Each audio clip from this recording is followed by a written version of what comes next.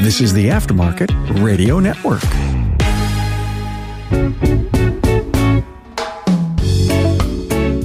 All right. Hey, everybody. Welcome back to the Auto Repair Marketing Podcast.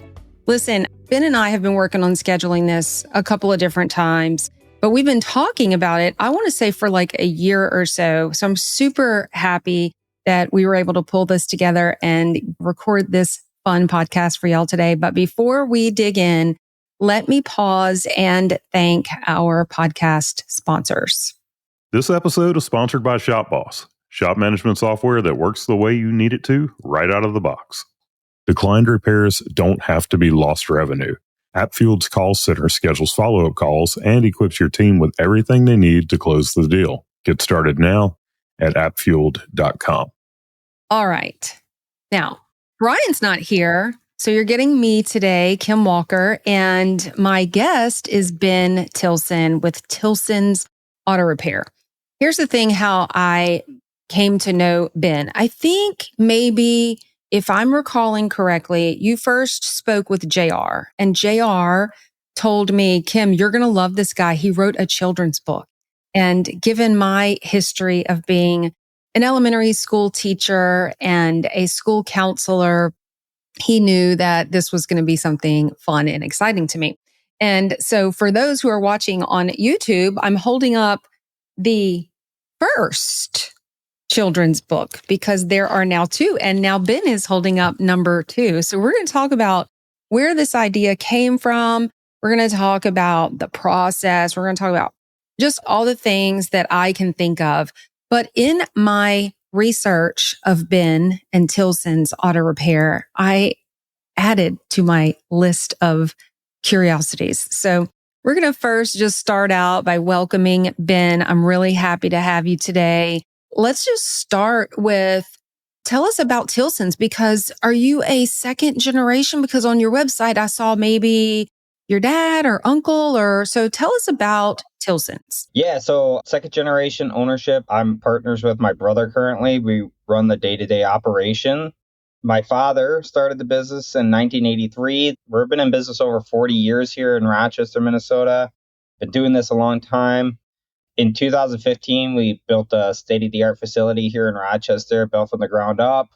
Yeah, it's been great ever since. And that's kind of when I got involved, and me and Joe really took over the operations of the business. So this is our 4th location here in Rochester. Yeah, we have nothing but growth in our sites from this point on. I don't think I realized that you had 4 shops either. We only have 1 location. We've just gone to 4 different locations. Oh, I got you. Okay. We just keep getting bigger every time. All right. That makes sense. You're in your 4th location. And Joe is your brother. How far apart are y'all? Like how old? Joe and I are just under 2 years apart. So we're really close in age. I always joke that, he's a little more like my mom. I'm more like my dad. And, they've been married, 40 plus years. So if that works, this works. Brian and I owned the shop together, and still to this day. So we're approaching our 26th wedding anniversary. And just last week, somebody said, after understanding that we worked together most of those years, this lady was like, I just don't, and we hear this all the time. I don't think I can just be with my husband that much of the day. Like, I'm happy with the evenings and the weekends. And I'm like, well, we've been doing this for 23 years. So I guess it's maybe not all that different doing it with your sibling. I cannot. That I know for sure. There's no way that I could do this with my brother. He would drive me out of my mind. But I imagine you guys, given that your dad opened the shop, y'all just kind of grew up with it. Yeah, Joe and I have a really unique relationship, and we get asked all the time, how do you work with your brother? How do you guys do that? And realities are, Joe and I just have a really good knack about accepting our positions in the business. And we have a lot of respect for each other's positions. And when there's more of an office clerical decision, like with accounting or financial, stuff like that, Joe trusts me with that decision because that's what I do. But if there's a change in like a policy or procedure up front with the service team and the technicians, well, that's Joe's wheelhouse. So I think a lot of it is just having mutual respect for each other and what each other is good at. Because, his strengths are my weaknesses. My strengths are his weaknesses in some ways. So our relationship's really unique. But what's the kicker with everything? Joe and I have a really good ability when we're outside of the shop. It's no more shop. It's just we're brothers. That's a uniqueness about us. So we don't take things we say to each other in the business very personal. We understand. Trust me, we have our fair share of disagreements, but at the end of the day, we have a strong relationship in the sense that we could shut it off. 5:30 comes around, we're brothers, and that comes first, and family always comes first. And I would never want to be in the business if I felt like, our family was going to separate or we weren't going to be supportive of each other. So I think Joe and I share a really strong bond in that way, and we share a similar viewpoint in that way as well too. What you just described is a dream, honestly, because I know a lot of shops who are run by siblings or married couples, and it takes a very long time to figure that stuff out. And I know you guys have been in business for a long time, but do you have any other siblings, or is it just the two of you? Yeah, we got two sisters, neither of which were really in the business at all. The one worked in the business a little bit while she was between jobs, but she's off doing very well for herself now. And the other one, she's living up in the cities, I guess Minneapolis, St. Paul area. She's living her best life. So it's always been pretty much me and Joe the past pretty much 10 years. It's been me and Joe. Joe's been in the business longer than I have. He joined in 2009, 2010. So he's been in the business about 15 years. I went to college. I went to Bemidji State University, actually with no vision to ever come back to the auto industry. And things happen, life happens. And I really fell in love with the entrepreneurial aspect. I hated having multiple bosses. And I realized after working for them, then work for my dad, how different a boss that was. But once I proved, and my brother and I proved to my dad that we know what we're doing and we don't need him in the business as much anymore, he's been able to step away and start really living a good life. He's 67 years old. He's worked in this industry his whole life. And anyone who knows who's been a technician their whole life, this industry gets hard on your body. It gets hard on you mentally. And running a business on top of that, it's just really hard to do. And I really love the fact that my dad can finally go enjoy himself. He's got a lake cabin up north. He's got his fishing boat. He's got every toy he's ever wanted. So it's a really nice dynamic we got going on here. Yeah, and you talked about some of the unique marketing. So one of the things he does now, he comes back once a year, dresses up like Santa Claus, and he waves to people off Broadway, which is one of Rochester's busiest streets. So that's his contribution to the business at this point. A legend, huh? Yeah, you can say that. That's awesome. And what a blessing that y'all are able to give your dad that, after years of hard work, he can go and enjoy and do those things, and still for him to have that connection to come back. I love that story. We're going to talk more about the whole Santa thing. I did take note of that and do want to talk about it. But let's start off first things first with the thing that first drew me to Tilson's, and that is the children's book. So I'm going to talk a little bit about it, and then I want you to just unpack for the listeners, one, where the idea come from, what was the process like of writing it and getting it, printed, published, whatever. What are you doing with it? How are you using it?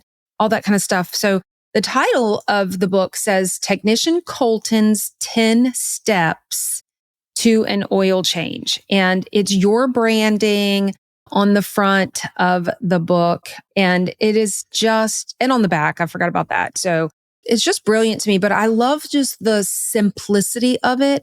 It is not complicated. The graphics are very sharp and appealing, I would imagine, to kids. I still get asked to go back and read books to children. And you should know, Ben, that way down south from you, all the way in Louisiana, I've actually shared this book with some teachers to say, because a lot of, I want to say first or maybe second grade, because I would say this book is written to younger, it's early education.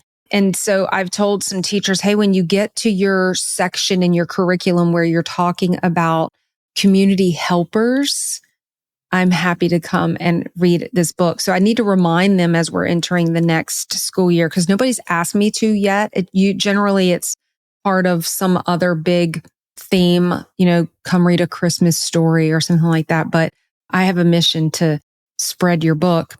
But we're going to come back to why I want to do that. And we're going to talk about that after. But your turn, just tell us all about this book. Where'd it come from? Anything you want to share about it? Sure. A lot of it starts with me. So I grew up, I struggle really badly with dyslexia. I'm visually and auditory dyslexic. So kind of growing up like that, I always struggled with reading and writing. And as I've progressed in life, I've always found the things that I enjoy the most is the things that challenge me the most. And growing up, when I got put on the spot to read, I just felt embarrassed and not intelligent. So I don't know, for me, it was just a lot of just trying to prove that dyslexia is not a hindrance. It's a superpower at the end of the day. It makes you think three-dimensionally. My dad, he was a great automotive technician, and my dad struggled with dyslexia as well, too. And I think what allowed him to be a very good technician was his dyslexia and, his ability to think, to simplify.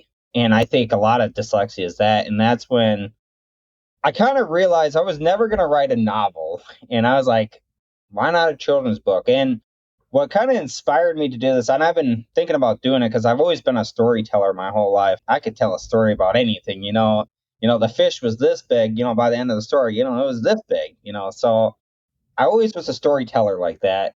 And I could always come up with weird stuff like that. But I was actually at a couple different libraries with my kids. And, I just really couldn't find any books on really a lot of real life stuff. Like, I couldn't find any books about cars. I hardly could find any about construction or any sort of trade or even any professional in general. Like, there's so many jobs out there. And I would think, gosh, the library should be littered with like, hey, grow up, be a superhero. Being a mechanic is a great thing. You save lives every day because you're fixing cars that transport you to one spot to another, and without a safe vehicle and having someone reliable to work on that, I think that's something to be admired, right?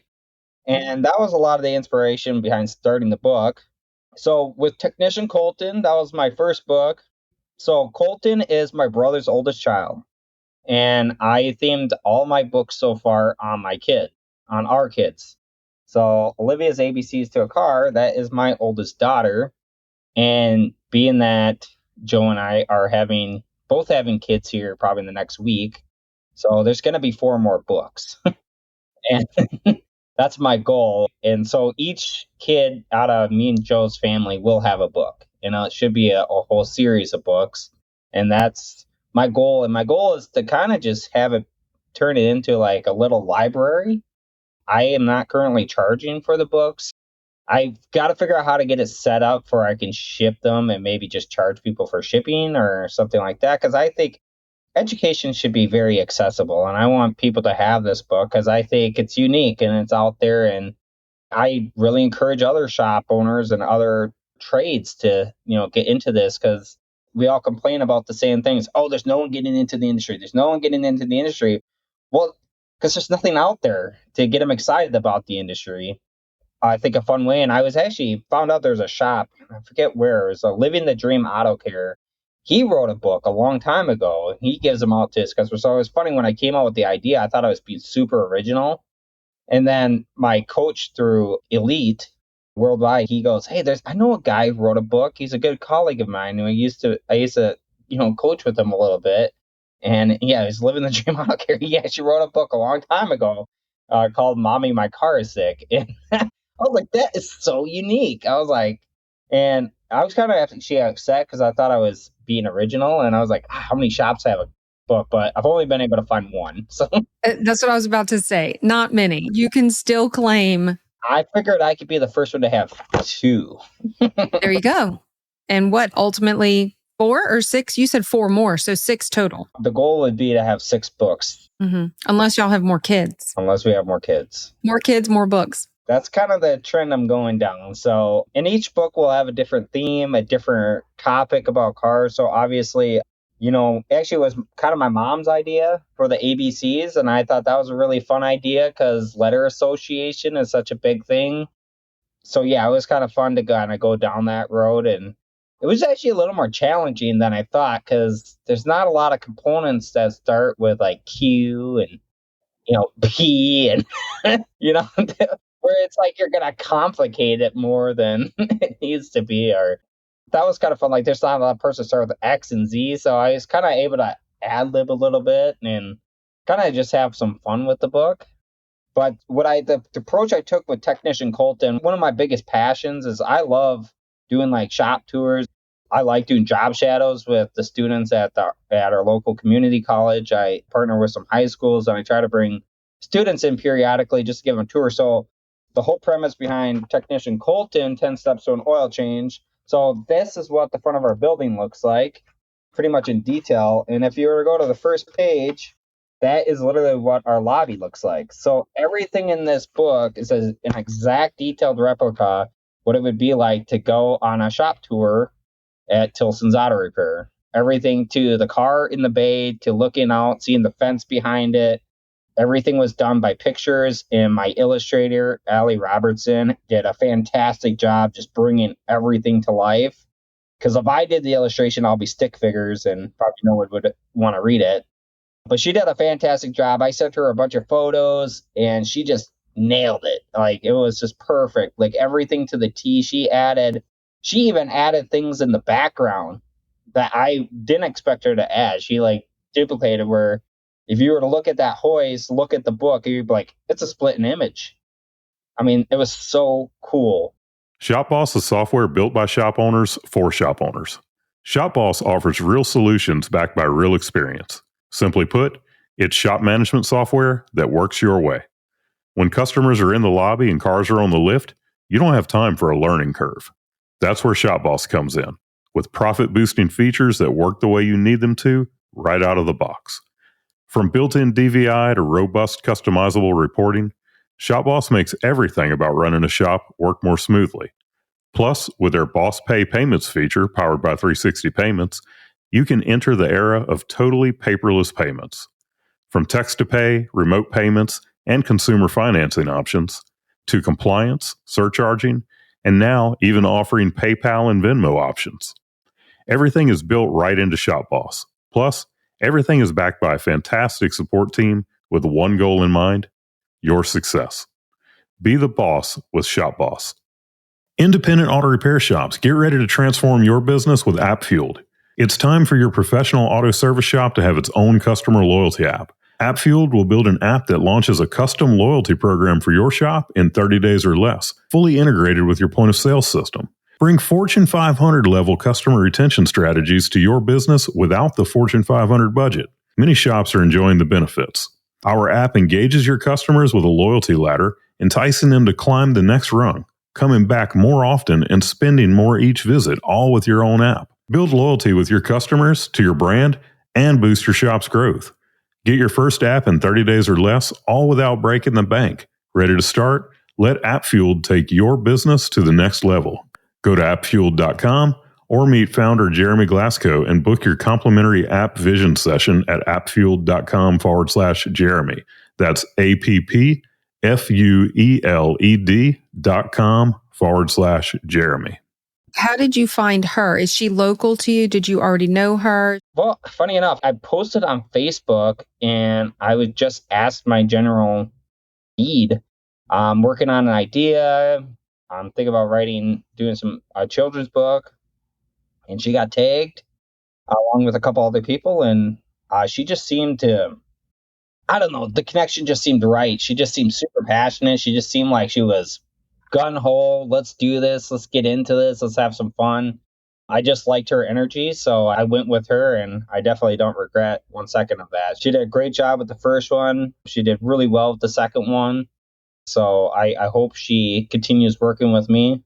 We're able to kind of keep a similar theme throughout all the books. So finding that connection was really a positive because I thought she just did a really great job bringing the book to life. I love the whole story. I'm just kind of fascinated by the entire thing. And I'm curious, though, the printing part of it. So first, I want to share with you, Brian wrote a book, The Ultimate Guide to Auto Repair Marketing. You think I would just kind of have the title in my head like that. But I'll connect him with you because we have it on. So, I'll use this opportunity. If you go to shopmarketingpros.com/book, you'll see, and you could do the same thing, Ben, with yours, is we have it available. I think it's free. If you enter your email address, you get a PDF of the book, so an ebook. And then we do have it on Amazon. So Brian can help you figure out how to get it on Amazon. Originally, I think they could order it from us and we would do the whole shipping and all of that. And he worked with the post office on the media. It's a cheaper rate when you send it as media. But now everything just goes through Amazon and it's very simple. So I'll definitely connect y'all so you can talk about it. But just like, so you're not going through like a publishing house, like you're just printing it yourself. Like, what's that look like? Yeah, so I'm self-publishing through DigiPod. So they are an online publisher. They've been really great to work with. I totally recommend them for, projects like mine. Obviously, they're not like Amazon where I can sell it through them. It's just a printing platform. And they've been really great to work with. And they've done a really good job with just getting the book published in a timely manner. But that's what I'm currently doing. And I actually got that from the other gentleman. I actually ended up reaching out to Living the Dream Auto Care, and the guy who wrote that book. And he kind of walked me through what he did. So I kind of duplicated that. I was like, that's interesting because I wasn't sure how I was going to get this published. And DigiPod definitely made that pretty seamless process. Now, what are you doing with it now? Like, who gets it? Where are you giving it out? What's the response from your community? Yeah, so far it's been great. Right now I'm just giving them out for free. People that stop in the business, customers specifically, I'm just handing them out. I donate them a lot to nonprofits and stuff like that. I have there's mini libraries all throughout Rochester, neighborhood libraries, and I'll put some in there over time. Are you talking about the little things like we have these all over here where just at the entrance to a neighborhood, someone built like a little library, like a wooden, almost like a mailbox, but it's a little, is that what you're talking about? Yeah, we have them all throughout Rochester. Maybe not like right at the entrance, but they're throughout the whole neighborhood. So yeah, you just got to kind of cover ground. I think there's a map somewhere. I think I accessed where you can find them all. But there's so many of them. You just drive around, you'll just come across them. And yeah, and so what I do, I'll stick a couple copies in each one I find, and hopefully they circulate over time. I don't know who grabs them, but a lot of it is just, giving it back to nonprofits and just handing them out to kids as I see them. And I would like to get into more schools and get in front of more kids. Obviously, that would be fantastic. And I am trying to work on a kids' day to kick off my second book. So I'd like to invite some kids down to the shop, read my book, give them a shop tour, partner up with some of my fleets and vendors and have some of their trucks here, kind of create events here at the shop to get more kids maybe engaged with the auto repair shop and itself. So I think that's a great way, a great stepping stone. We can get youth and everyone more involved with our industry. It's just coming up with fun, unique ways. And like I said, I thought the book idea was really great. And, people was like, well, what are you trying to gain out of these books? I was like, well, listen here. At the end of the day, who reads the books? Mom and dad. And it's a family thing. I've never had my daughter just pick up a book and yeah, she'll look at it, but she always brings it to me to read it, right? The kids, it's education for mom and dad because there's a lot of things that people don't know about cars. Sometimes, I know things can get very complicated when they talk cars, especially with a car enthusiast. They try to just go into too much depth, and I've been even victim of that when I talk to one of my technicians. He's talked to me about, I have no idea what you're talking about. It sounds good, but I don't know what you're talking about. So this is actually a fun way to kind of educate the general populace too. And then you're creating a family fun activity. And, we're a family oriented shop at the end of the day.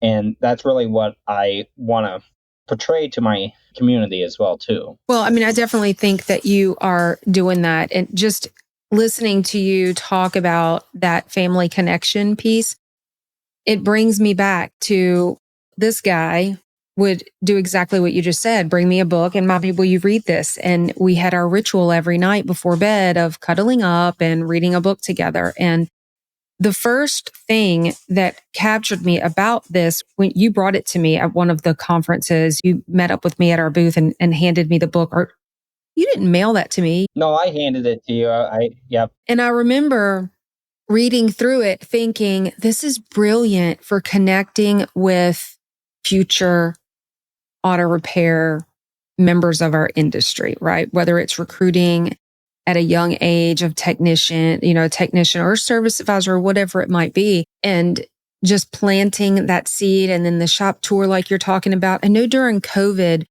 some shop, and I can't remember who it was, I'm sure I have it written down somewhere, they offered virtual field trips during COVID to, teachers were now having to teach on Zoom, right? And this shop said, and he ended up doing multiple. And you think about during COVID, these kids were sitting at their computers at home. Who was standing over them? It's like you're saying, like, who's reading the book?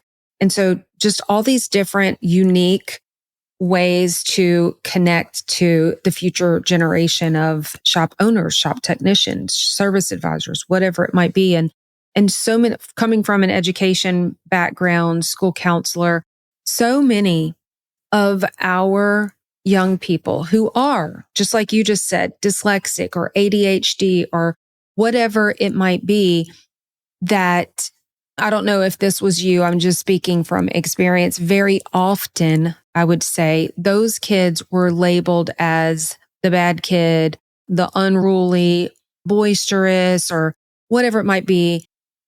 And they were in trouble all the time. And it was because they're in this world where they're working with their hands. They needed something more tactical, something more kinesthetic, something in their hands. And so I think that they get pushed to the side, and there was this whole huge push for college. Don't be a mechanic. Don't be a plumber. Don't be an HVAC. Don't be an electrician. And then, of course, here we are now where the tables are turning. We're lacking in all of those blue collar worker, hands busy, those types of trades that now I see a flip. The tables are turning where now schools are like, well, I just heard yesterday, I was at our Crime Stoppers luncheon and I heard them talking about the school system.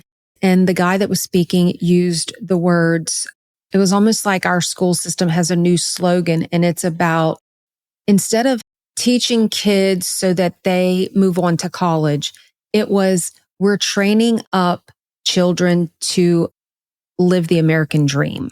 That's what he said. And I was like, whoa, that's an entirely different mind shift and perspective. So that was the thing one of the things about your book was I was like, it's just an incredible way to connect with the kids. So I love that you've done that now.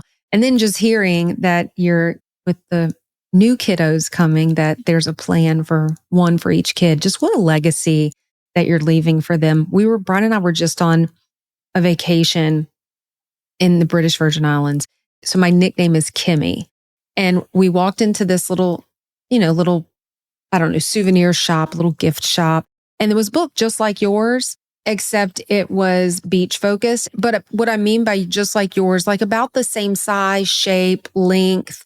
It was very clearly written by a lady in the community, and the art was by probably a local as well. But it said Kimmy's Day at the Beach. And then it was Kimmy collects seashells at the beach. Like there were 3 or 4 different ones. It brought me back to your book because it was just so similar. And I asked the lady at the counter, and she said it actually was not done by a local. This was done by someone in Florida. They were selling it in the British Virgin Islands, but it was still kind of the same story. This lady was just trying to help educate people because one of her books was all about sea turtles and wildlife and stuff. But anyways, for sharing all of that. I know you're not selling it. You're giving it out to people. I didn't see it on your website. Is it on your website? No, I got to do a better job. I mean, now that I got a second book, I'm trying to figure out more ways to make it more accessible to people, at least for I can ship it to people who really want this book.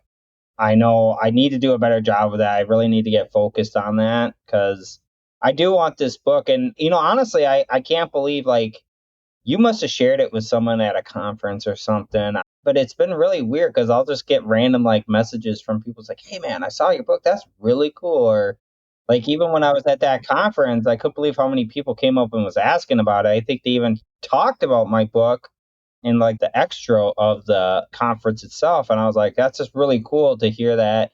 What really makes it all worthwhile is when I hear a parent or a customer come and say, oh, my kid won't get in the car without your book, and that right there at the end of the day is what makes doing this so worth it. And that's why I would like to get my books out to more people because I've been able to have a lot of fun with them. And I think a lot of kids could benefit from these books. And I think a lot of families might benefit from these books. I mean, I know they're, sitting around Tilson's Auto Repair. I mean, I got my name written all over them in some ways, but for a kid down in Arizona, it could just be a fictional type place too, who knows? So I think I shouldn't close my doors to, getting this book down to other states. And I've tried to make it as localized as possible, but I know I need to do a better job getting these accessible because I've been getting asked quite a bit, how do I get them? How do I get them? How do I get them? So I think that I might even, generally I get permission. Maybe I didn't.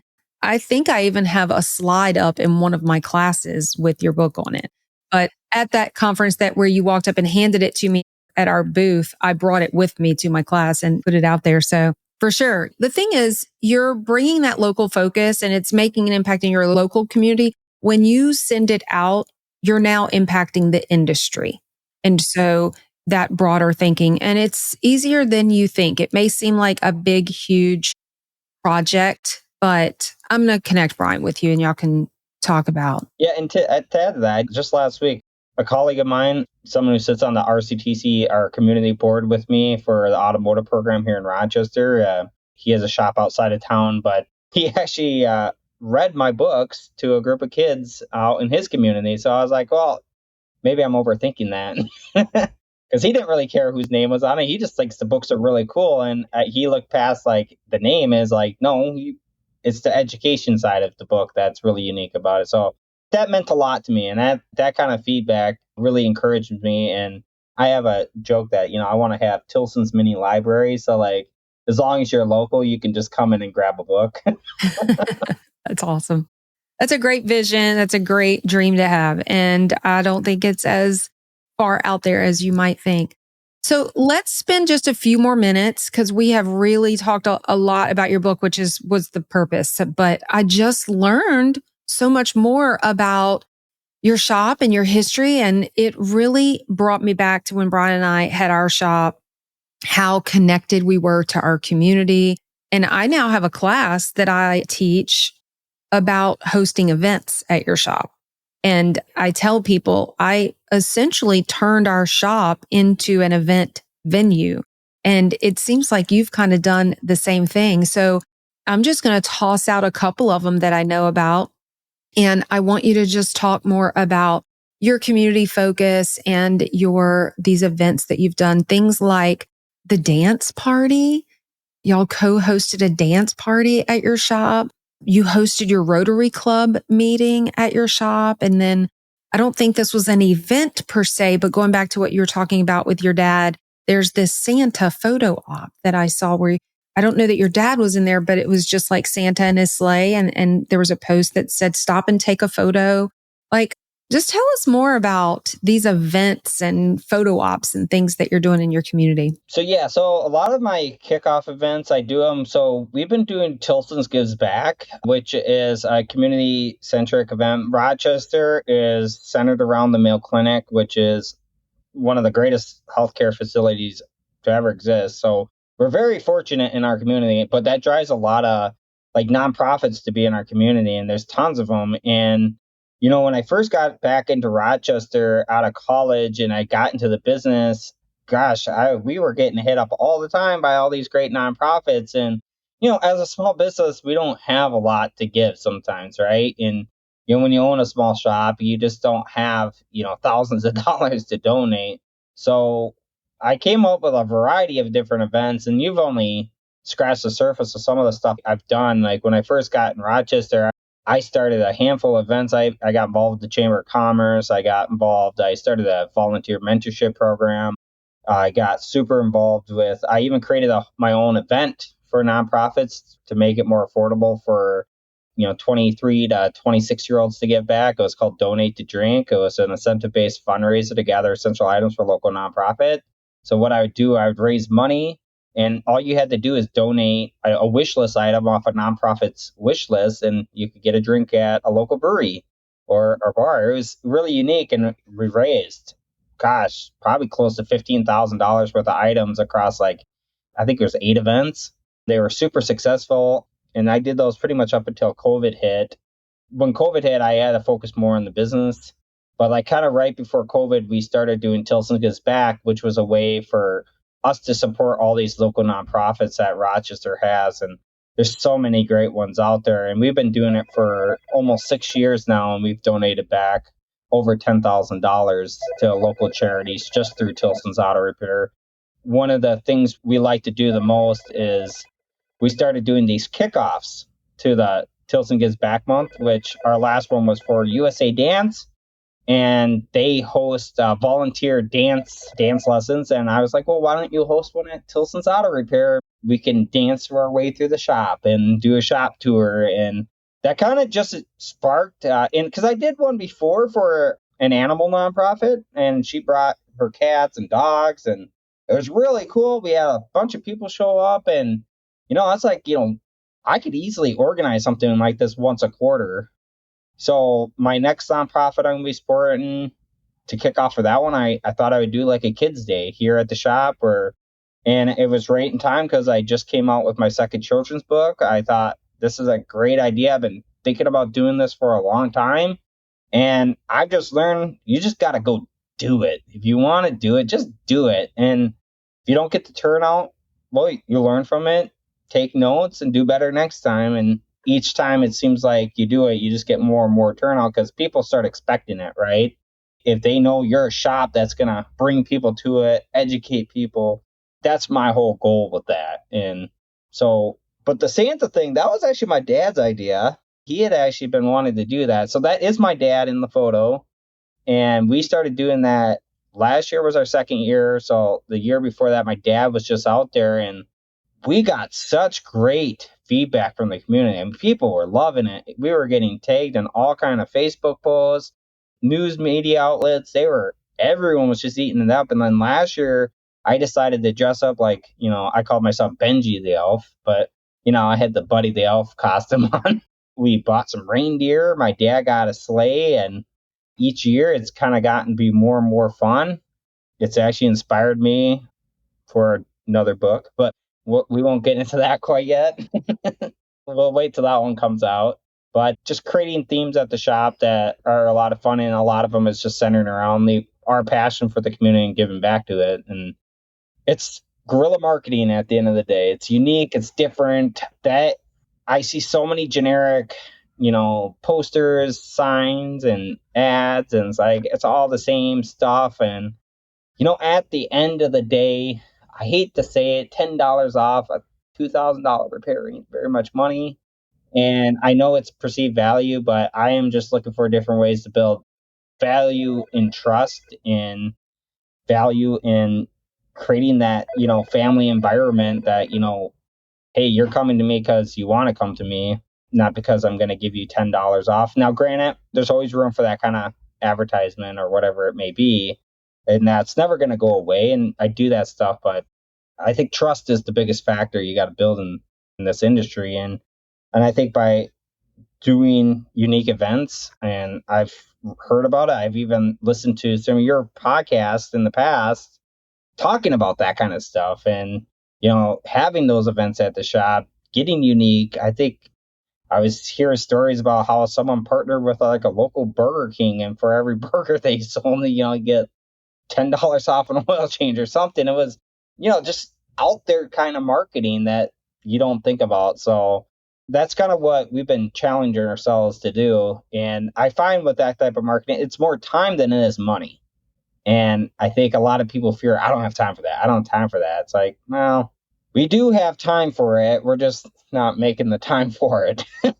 Yeah, you're answering my next question, which was, what do you say to those shops who are like, I don't have time for that, or they're afraid to do some of these other types of marketing ideas and that sort of thing? But yeah, we're all given the same number of minutes and hours in a day. It's just what we choose to do with them, right? Yeah, I think we all it's intimidating, you start hitting up by radio companies, digital marketing ads. Man, it starts adding up to be a lot of money.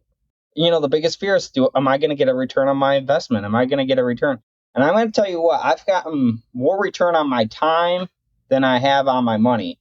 And we're like any other shop. We've had slow times. And the more I feel like I engage and get out in the community, and it's just like, I go to my morning networking event, and after that, I stop at 5 different businesses. It doesn't even have to be fleets. Just stop in at 5 different businesses, shake their hand, bring them some donuts, maybe a couple coupons. I get a quicker return on that than I would doing 500 mailers, where I may not get a return for 6 months, right? I've just gotten so much quicker turnaround just going in, shaking hands, and it takes time, obviously, but you just do it. I've learned to just try to do it more strategically, and it works really well, and you definitely get your fastest turnaround. I could probably do even a better job than what I'm doing, but my next mission is to start bringing people to the shop, because that's where that trust builds, right? When you can bring them into the back, you can show them the hoist, you can show them your tooling, you can show them all the little things they're not seeing you're doing. The cars, like the little grommet clips you put in, the washer fluid you add, all the fluids you tap off during an inspection, and all those little things that they just flat out don't see you do. And they just see that little supply charge on the bottom. It's like, well, this is why. Like, look at all this inventory I have to replace the washer on your drain plug every time you do an oil change for you don't have a leaky drain plug. People don't realize how much inventory shops just have sitting in their shop and how much little things we do. And without bringing them into the back room and showing them and educating them on what all this stuff does, and even the tools, it's like show them a picoscope. They're going to look at that and go, whoa, what is that? Like, that's a foreign object to me.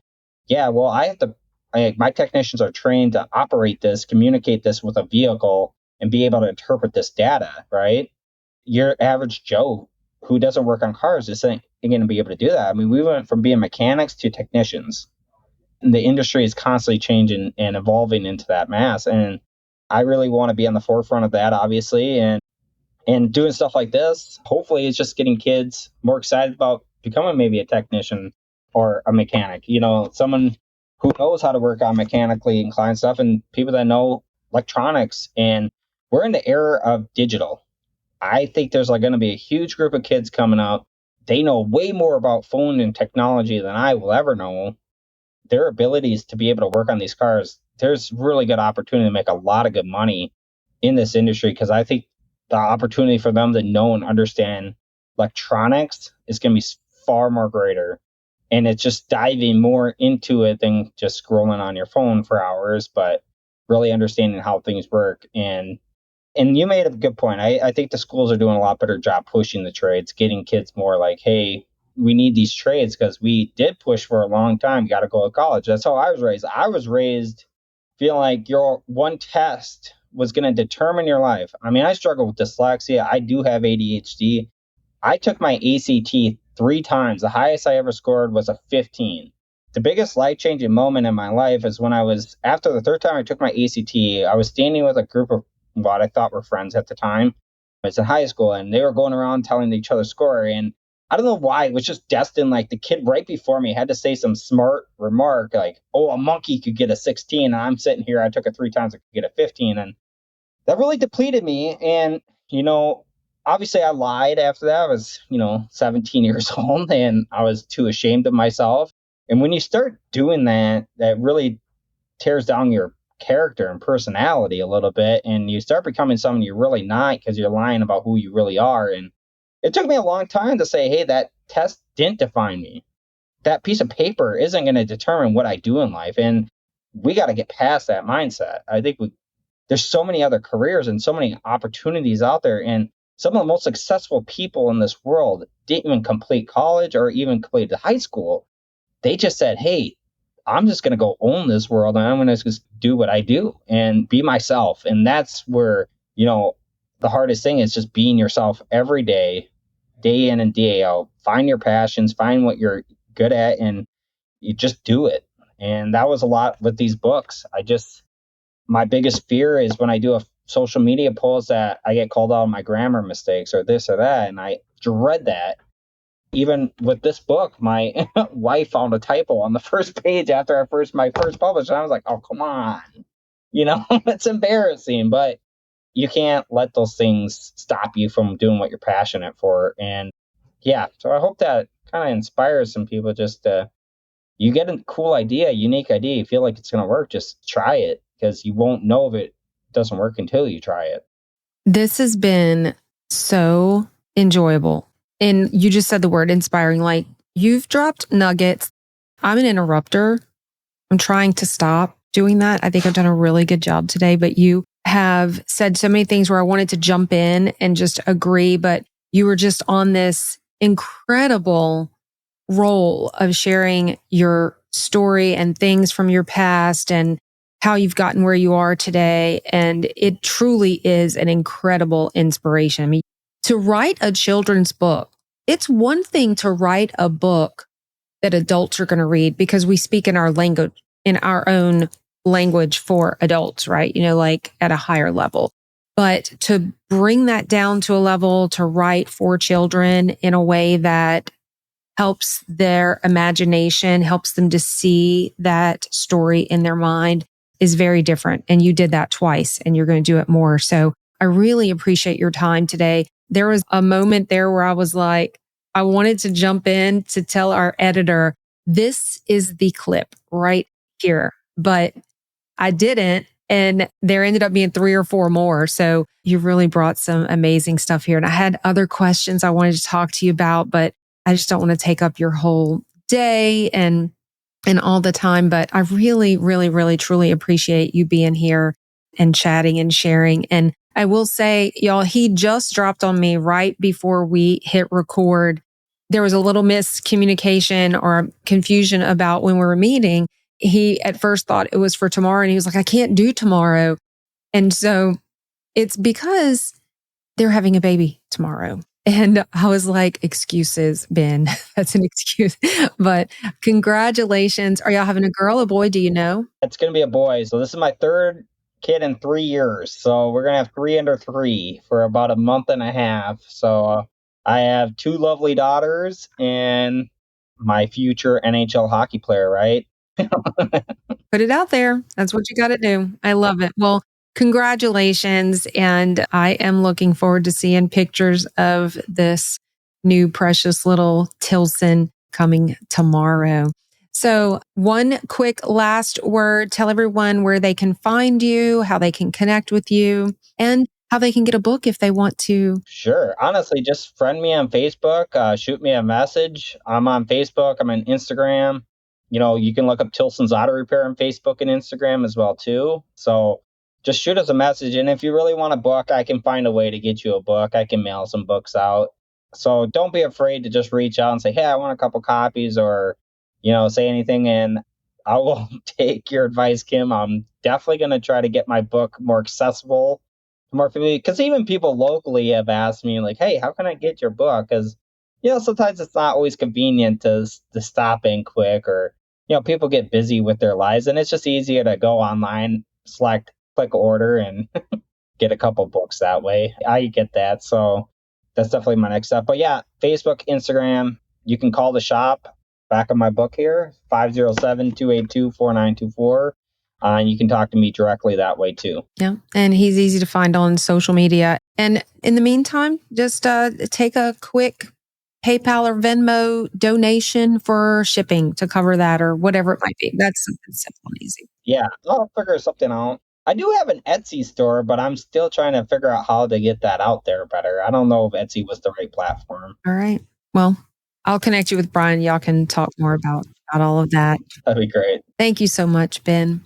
Hey, everybody. Thanks for listening to the Auto Repair Marketing Podcast on the Aftermarket Radio Network. There are some other great shows on the network, and you can find them all at aftermarketradionetwork.com or on your favorite podcast listening apps like Spotify, Apple Podcasts, and many others. I also want to throw out there that we would love for you to give our podcast a review, a thumbs up, leave us some positive comments. If you have any questions or any show topics that you would like to hear from us, email us at podcast@shopmarketingpros.com. And finally, coming up in October of this year, 2025, we are hosting our second Plan with the Pros at West Point. It's our son's last year there. And so we're taking advantage of that and hosting Plan with the Pros, where you can come and spend 2.5 days learning how to create your full 2026 marketing plan. Have a whole plan for the entire year. We're going to teach you how to do that. We're going to coach and mentor and train you while you do it. So you're going to come and learn and do it and leave with your full 2026 marketing plan ready to go. So visit planwiththepros.com for more information. We hope that you will tune in next week for another episode. Until then, go fill those bays. You've been listening to the Auto Repair Marketing Podcast with Kim and Brian Walker. Follow the podcast on your favorite listening app. Find their emails in the show notes and visit them at shopmarketingpros.com. Let Kim and Brian know what you want discussed, because they're all about advancing the aftermarket.